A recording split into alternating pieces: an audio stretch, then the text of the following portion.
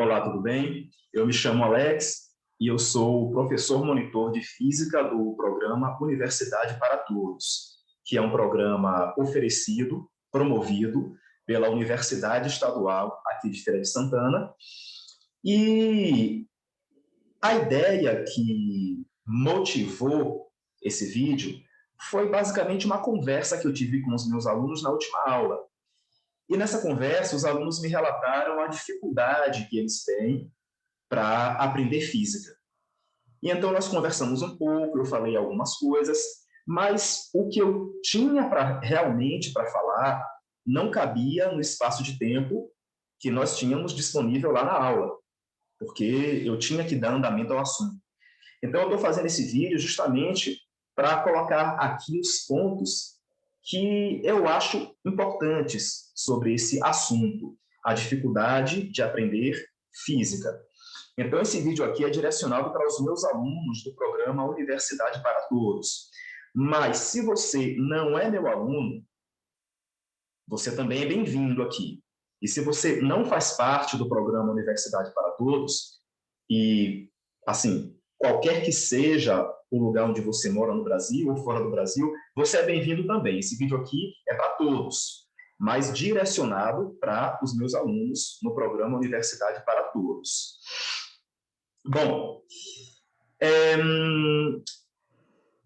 o meu ponto de vista sobre a dificuldade do aprendizado de física é o seguinte: eu acredito, baseado na minha experiência, que o aprendizado de física está associado a dois grandes problemas que os estudantes brasileiros têm. O primeiro é a dificuldade de interpretar textos. E o segundo é a falta de embasamento matemático. Porque física, basicamente, é isso. Física, assim, ser um bom estudante de física significa ser, em primeiro lugar, um bom interpretador de textos e, em segundo lugar, você ter uma boa base matemática.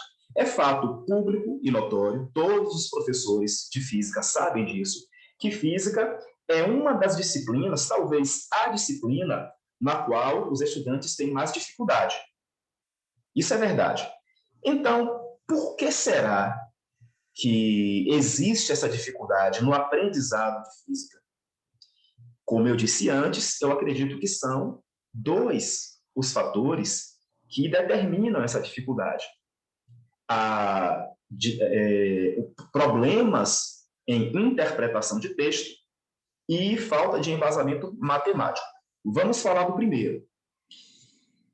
Nós vivemos em um país onde o povo brasileiro não tem o hábito da leitura. E quem lê menos tem mais dificuldade de interpretar textos. O fato de você ser um bom interpretador de textos está associado a você ter o hábito de ler, assim como você ser um bom escritor. A pessoa que é boa em redação é aquela pessoa que lê mais. Quem lê mais, escreve melhor. E quem lê mais, tem mais facilidade de interpretar textos. Essa é a primeira dificuldade. A segunda dificuldade, vamos falar dela, é a falta de embasamento matemático. O Brasil também, culturalmente, é um país onde as pessoas não gostam de matemática e não têm uma boa base matemática. Então, quando você junta esses dois fatores, a dificuldade de interpretar textos, que é oriunda da falta do hábito de ler, e a falta de embasamento matemático, quando você junta esses dois fatores, você vai ter a dificuldade que os alunos têm em aprender física. Porque física basicamente é isso. Ser um bom estudante de física significa você ser um bom interpretador de textos e uma pessoa que tem base matemática. Eu vou dar apenas um exemplo.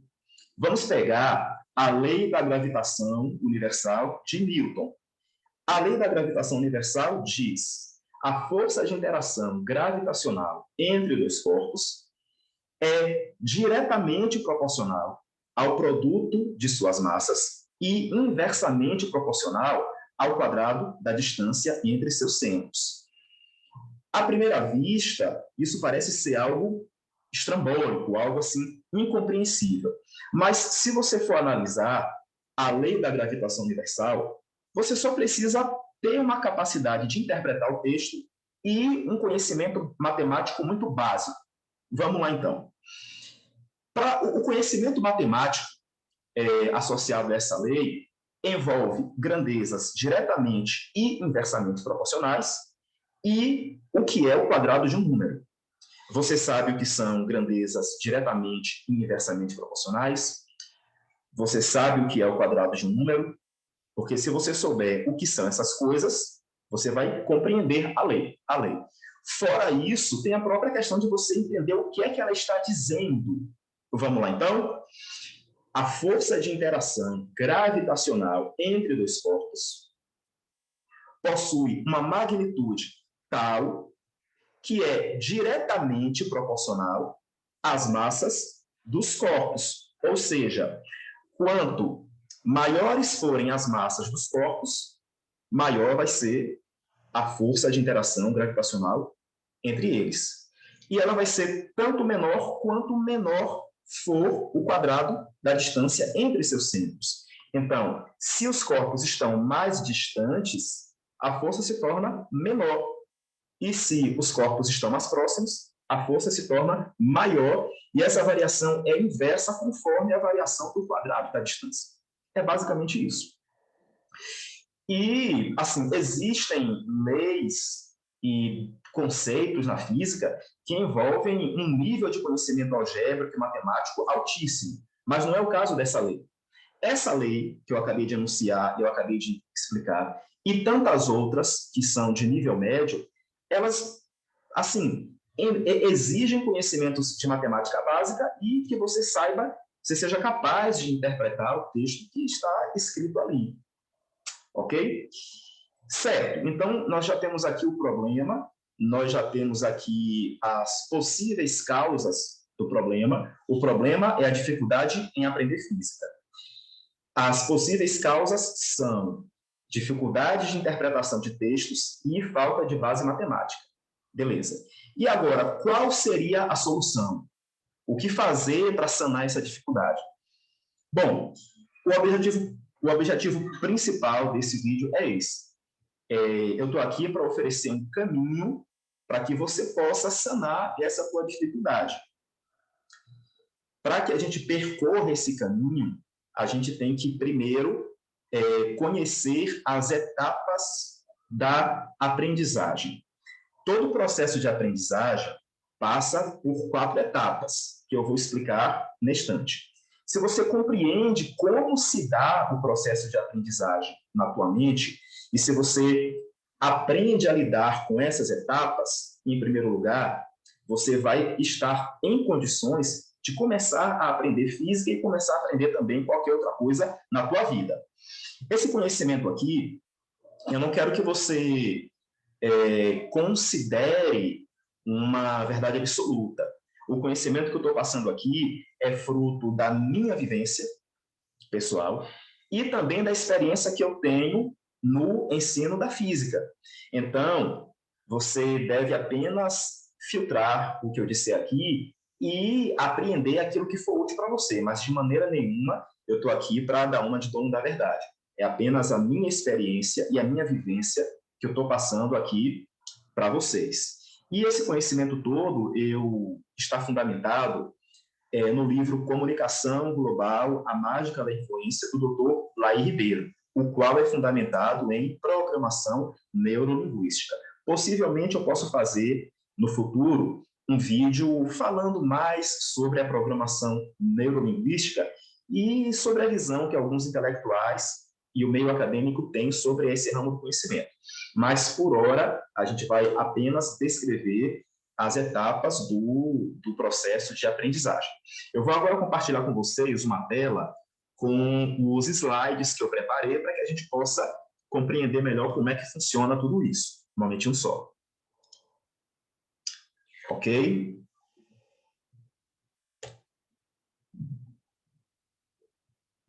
Eu vou minimizar a minha imagem aqui para que vocês possam ver só o slide. E vamos lá.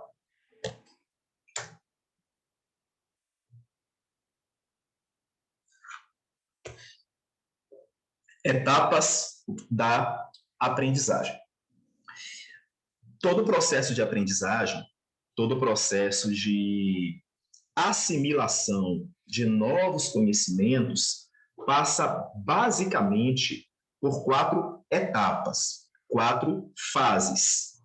São elas: a primeira, fase da ignorância. A segunda, fase do estar a par. A terceira, fase do conhecimento. E a quarta e última, fase da sabedoria. Então, toda vez que nós nos propusermos a aprender alguma coisa, nós vamos atravessar essas fases, essas etapas. E o que é que caracteriza cada uma dessas etapas, cada uma dessas fases?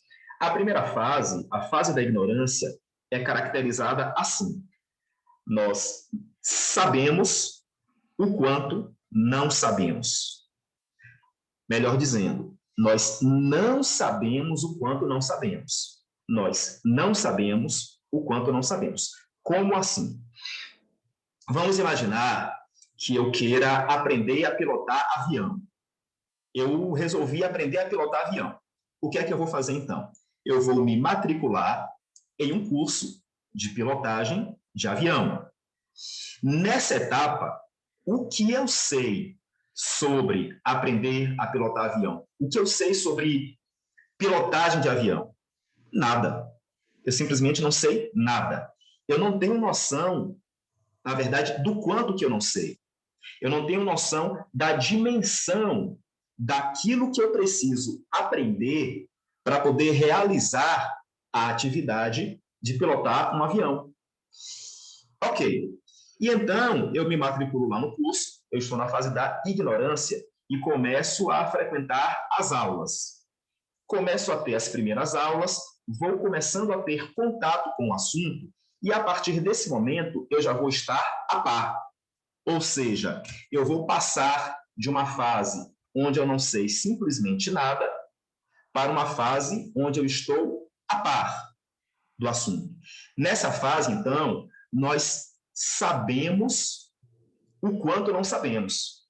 Eu já tenho noção agora do caminho que eu vou ter pela frente para aprender a pilotar avião. Eu já tenho noção do volume de conhecimento que eu vou ter que incorporar para aprender a pilotar o avião. Eu já estou a par. Eu já sei o quanto que eu não sei. Se antes eu não sabia o quanto eu não sabia, agora eu já sei o quanto que eu não sei. Nessa etapa, eu estou preparado para pilotar um avião? Não. Eu ainda não posso entrar num avião e fazê-lo decolar, mas eu já estou a par do que é necessário. Ok, então eu vou continuando com as minhas aulas, o tempo vai passando, eu vou tendo as primeiras aulas práticas, e então eu vou passar para a fase do conhecimento. Na fase do conhecimento, nós sabemos o quanto sabemos. É nessa fase que eu já começo a ficar em condições de fazer o avião decolar pela primeira vez. E então, depois que eu tenho todo o conhecimento teórico necessário e todo o treinamento prático necessário, eu já posso realizar os primeiros voos. Eu já sei o quanto eu sei. Eu estava numa fase na qual eu não sabia, na qual eu sabia o quanto não sabia, mas agora eu sei o quanto eu sei. Nessa etapa, na etapa do conhecimento, eu ainda posso cometer alguns erros, eu ainda preciso pensar naquilo que estou fazendo, eu faço as coisas conscientemente. Só que aí o tempo vai passando, vão se passando vários anos, e eu vou fazendo aquilo repetidamente, várias e várias vezes, aprendendo coisas novas, aprendendo macetes, aprendendo com a experiência de colegas, escutando o que os mais velhos falam sobre isso, vou assimilando experiências minhas e experiências dos outros. O tempo vai passando, vai passando, vai passando, de tal maneira que eu passo da fase do conhecimento para a fase da sabedoria. Na fase da sabedoria, nós não sabemos o quanto sabemos. Não sabemos o quanto sabemos. Ou seja, eu já sei tanto aquilo que eu já nem sei mais o quanto que eu sei. Aquilo para mim virou algo automático. Eu já não preciso mais pensar no que eu estou fazendo. A coisa simplesmente vai desenrolando. Nessa etapa do conhecimento, aquilo já faz parte de mim. Nessa etapa da aprendizagem, melhor dizendo, aquele conhecimento já faz parte de mim. Faz parte já da minha essência. É nessa etapa, que é a etapa da sabedoria, que muitas vezes a gente tem até mesmo dificuldade de explicar as coisas, porque é algo que para a gente é tão natural quanto a respiração, ou quanto o fato de caminhar. E, por falar nisso, todos nós que somos pessoas normais, que não somos portadores de necessidades especiais, todos nós estamos na fase da sabedoria em relação ao aprendizado de caminhar. Vamos, então, detalhar cada uma dessas etapas. Vamos ver cada uma delas com um pouco mais de detalhes.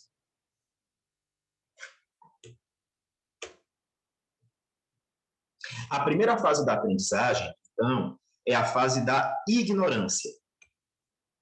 Na fase da ignorância, não sabemos o quanto não sabemos. Então, é como se fosse um bebê que está engatinhando. Instintivamente, uma das primeiras coisas que o bebê aprende a fazer é a andar. Só que o bebê não consegue andar logo de primeira. Ele precisa começar rastejando, depois ele vai engatinhando e depois ele começa a arriscar os primeiros passos. Mas quando ele está engatinhando, ele não sabe nada sobre o ato de se caminhar.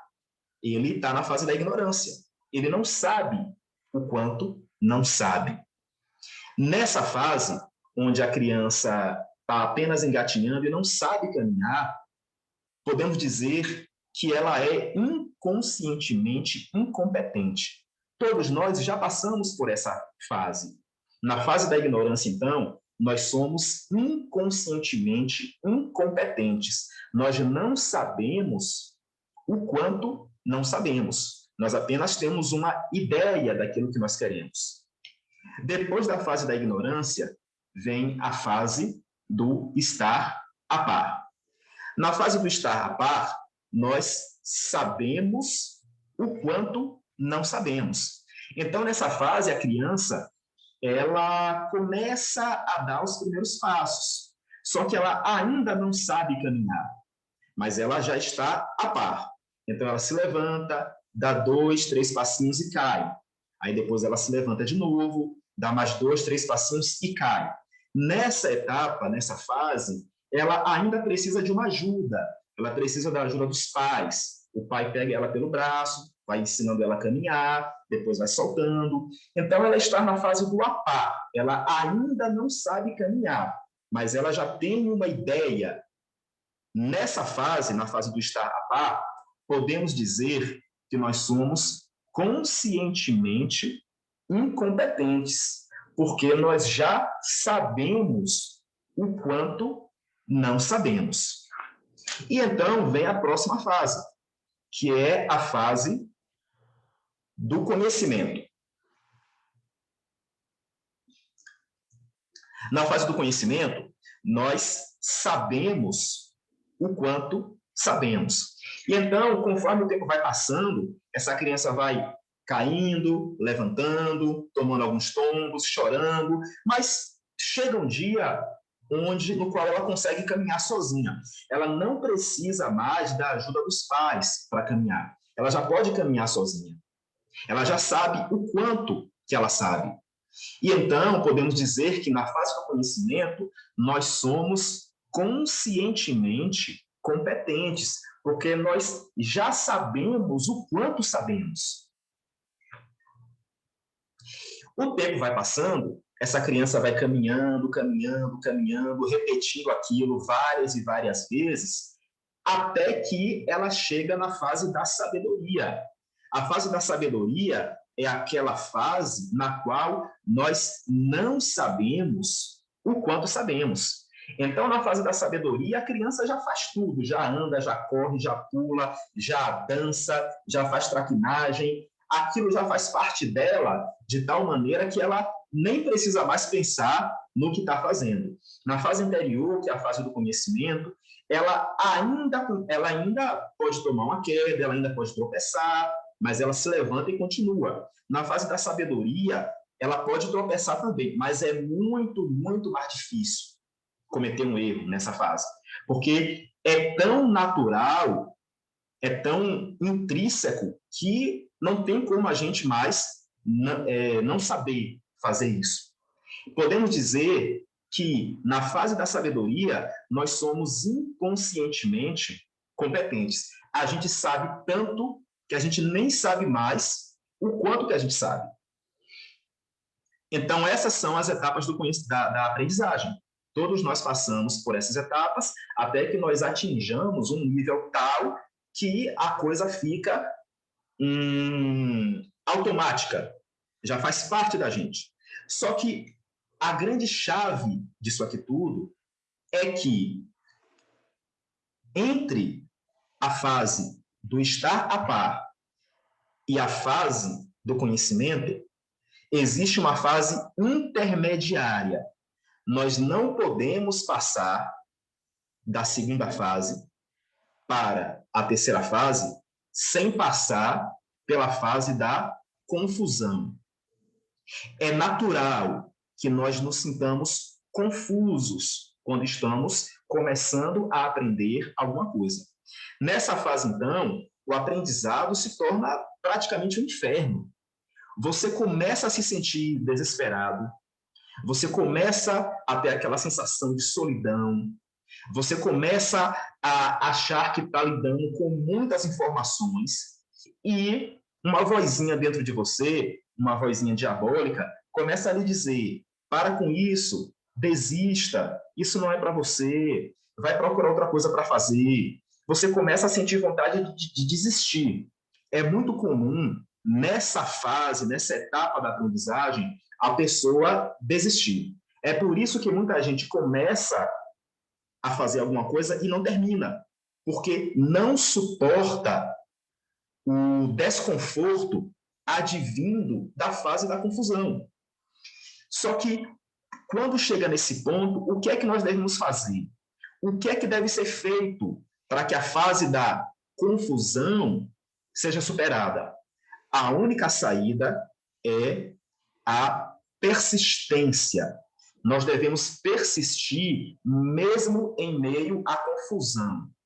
Porque quando nós persistimos, pouco a pouco, gradativamente, a gente vai começando a entender o assunto, começando a entender aquele aprendizado, e aí a fase do estar a par vai sendo transformada em fase do conhecimento. E gradativamente o desespero vai desaparecendo, aquela sensação de solidão vai desaparecendo, aquela sensação de que você está lidando com um excesso muito grande de informações vai desaparecendo também, porque você começa a criar conexões entre uma informação e outra, e aquela vozinha dentro da sua cabeça, ela começa também a desaparecer, porque você prova para si mesmo que você é capaz de aprender aquilo. E o que antes era um inferno passa a ser um paraíso. As coisas ficam mais claras para você e o que era difícil antes, agora fica mais fácil. Então, nós devemos persistir, ainda em meio à confusão. Agora, quando eu falo que nós devemos persistir, nós não devemos massacrar a nossa mente. É diferente. Quando você perceber que está se sentindo confuso, você para um pouco, dá uma pausa, respira, vai beber uma água e depois você volta. E aí você persiste, você vai insistindo. Quando você vê que a coisa apertou demais, você para um pouco, vai descansar, vai dar uma caminhada, vai correr, vai para a academia, volta e pega de novo. Ataca o assunto novamente. À proporção que você vai persistindo dessa maneira, você vai ver que as coisas vão ficando claras. E com o passar do tempo, você vai percebendo que o conhecimento vai vindo. Vamos, então, dar uma revisada, um resumo das etapas do aprendizado. Primeiramente, vem a fase da ignorância. Na fase da ignorância, primeiramente vem a fase da ignorância, depois vem a fase do estar a par, depois vem a fase do conhecimento e depois vem a fase da sabedoria. Na fase da ignorância, nós não sabemos o quanto não sabemos. Nós somos, então, inconscientemente incompetentes. Na fase do estar a par, nós já sabemos o quanto não sabemos. Somos, então, conscientemente incompetentes. Na fase do conhecimento, nós já sabemos o quanto sabemos e somos conscientemente competentes. Na última fase, que é a fase da sabedoria, nós já não sabemos o quanto sabemos e somos inconscientemente competentes. Só que entre a fase do estar a par e a fase do conhecimento, nós temos que passar pela fase da confusão. Essa fase é necessária. O aprendizado, ele, na maioria das vezes, é inerentemente desconfortável. Significa dizer que nós devemos sair da nossa zona de conforto para que o aprendizado aconteça. O aprendizado, gente, não é uma coisa agradável, não é uma coisa divertida necessariamente, não é uma coisa confortável. É uma coisa onde, assim, para que ela aconteça, você deve vencer resistências internas muito grandes. Só que, quando você persiste, a confusão se dissipa e a persistência leva ao conhecimento. É assim que funciona o aprendizado. Esse conhecimento que você acabou de ter agora, ele serve não apenas para o aprendizado de física, mas ele serve também para qualquer outro aprendizado que você queira. Serve para você aprender a dirigir, para aprender a lidar com problemas na sua vida, aprender a tocar violão, aprender a nadar, aprender a andar de bicicleta, aprender a mexer no computador, aprender a mexer no celular, aprender a jogar videogame. Procure lembrar de todas as coisas que você aprendeu a fazer. E se você pensar direitinho a esse respeito, você vai ver que, de uma forma ou de outra, você passou por essas etapas. Esse conhecimento aqui, a referência que eu tenho, o livro de onde eu tirei esse conhecimento, foi o livro Comunicação Global, a Mágica da Influência, a Neurolinguística aplicada à comunicação, do Dr. Laí Ribeiro. Esse livro não está mais em catálogo, ele já está fora de catálogo, porque o Dr. Laí Ribeiro já parou de escrever livros na área motivacional. Mas em sebos e no Mercado Livre ou no estante virtual, você consegue encontrar por preços bastante módicos. Eu vou agora interromper a apresentação, nosso assunto terminou aqui, e eu vou retornar aqui a minha imagem para que a gente possa bater um papo.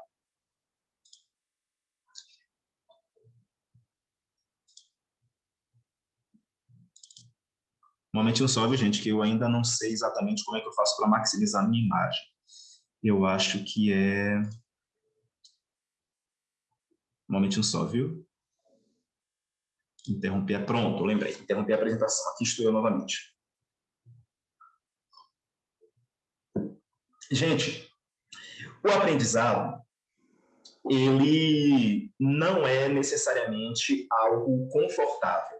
Muitas vezes, como eu disse no vídeo, a gente precisa vencer resistências internas muito fortes para que a gente possa incorporar aquele conhecimento. Resistências internas e, às vezes, até mesmo externas. É um grande desafio que a gente precisa superar. Tá bom, você me pergunta, e como é que eu posso aplicar isso no aprendizado da física? Bom, para que você possa aprender física, levando em consideração essas etapas das quais eu falei, o que é que você precisa fazer? Em primeiro lugar, você precisa assistir às aulas. Você assiste às aulas, você presta atenção nas aulas, você faz as anotações que você julgar pertinentes, e quando a aula acabar, você, no caso, vai para casa ou no dia seguinte, você pega o material que o professor utilizou como base e você revisa aquele material, você revê o material, para que você possa refrescar a tua memória. Porque por mais que a aula, por mais que você goste da aula, por mais que a aula seja boa, por mais que você goste do professor, por mais que você entenda o que o professor falou naquela aula, se você não arranjar uma maneira de fixar aquilo, você vai esquecer. Entende? É como aquele recado que alguém pede para você dar, fala para o fulano que é para fazer tal coisa. Você fala, beleza. Aí você esquece. Por quê? Porque você não deu uma maneira de, você não arranjou um jeito de fixar aquilo na tua mente. É por isso que é tão importante a gente ter uma agenda. É tão importante a gente ter um lugar para a gente registrar os nossos compromissos. Porque quando a gente anota, a gente fixa melhor. Então você faz isso. Quando a aula terminar, no dia seguinte, o quanto antes, você dá uma revisada no que o professor falou. Depois que você fizer isso, você dá uma revisada nos conceitos e tudo mais, você vai fazer os exercícios. Nós temos na nossa plataforma do Google Drive várias listas de exercícios, já tem mais de 100 questões ali. Então, você pega as questões e vai resolvendo. Você lê o que tem na questão, você anota os dados, você verifica a fórmula que você tem que usar para aquela questão e você vai resolvendo. Entende? E aí, depois, você confere no gabarito. Se você acertou, beleza, você passa para a próxima. Se você não acertou, você refaz a questão, revê a questão e procura onde foi que você errou. E aquele erro que você cometeu, você fixa para não cometer mais. É como você está caminhando por uma estrada e você tropeça numa pedra. O que é que você tem que fazer quando você tropeça? Quando você tropeça, você tem que olhar para trás para você ver onde foi que você tropeçou. Agora que você já viu onde foi que você tropeçou, você continua caminhando e fica atento para quando aparecer um obstáculo semelhante àquele, você não tropeçar mais. É assim que as coisas funcionam. E eu vou dizer mais, 80% do que você aprende em física, você não aprende na sala de aula, você aprende sozinho, em casa, sentando e estudando, resolvendo questões, não apenas para física. Isso serve para matemática, para química, para biologia, para língua portuguesa, para redação. Redação, então, como é que você vai aprender a fazer redação sem fazer redação? Por mais que você compreenda o que o professor está dizendo durante a aula, se você não fizer as redações, não tem como você aprender, porque quando você faz a redação efetivamente, você está treinando o teu raciocínio, a concatenação de ideias, você está treinando a tua escrita, a tua caligrafia, a tua pontuação, a tua concordância verbal, nominal, etc. Então, 80% no mínimo, 80% no mínimo daquilo que você vai aprender é praticando. Você entende isso? Quem sabe dirigir aí? Quem é habilitado? Quando você entrou no carro, por exemplo, você tem toda aquela aula teórica, mas como é que você vai aprender a dirigir sem você entrar no carro? Não tem como. Por mais que você entenda toda aquela teoria do que tem que fazer antes, do que tem que fazer depois, você tem que entrar no carro e dirigir. E tem que dar os primeiros passos. Mas se você lembrar direitinho, quando você entrou no carro, você se sentiu meio que confuso.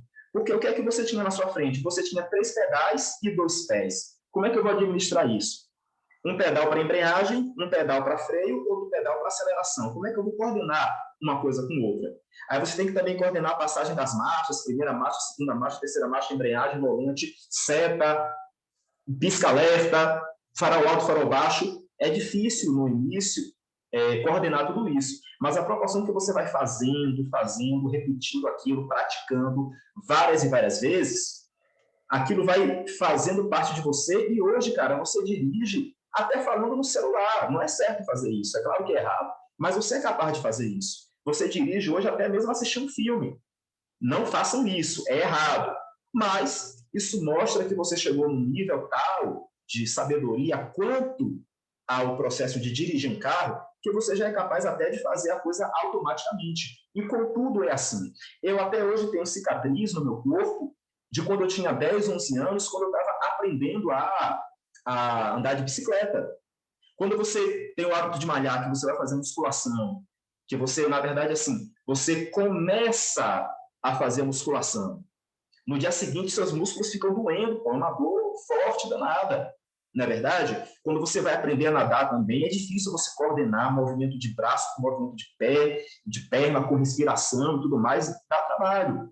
Quando você vai aprender a jogar um jogo novo, ou quando você vai aprender a mexer num programa novo de computador, ou aprender a cantar, aprender a cozinhar, o que quer que seja, você vai passar por um desconforto, porque você precisa vencer resistências internas para que aquele aprendizado seja incorporado na tua mente, até mesmo para aprender um caminho novo, para aprender o caminho. Quando você foi na casa do seu namorado, da sua namorada pela primeira vez, quantas e quantas vezes a gente vai num lugar, pela primeira, pela segunda, pela terceira vez, a gente erra o caminho. Por quê? Porque é uma coisa nova para a gente, mas nós devemos persistir.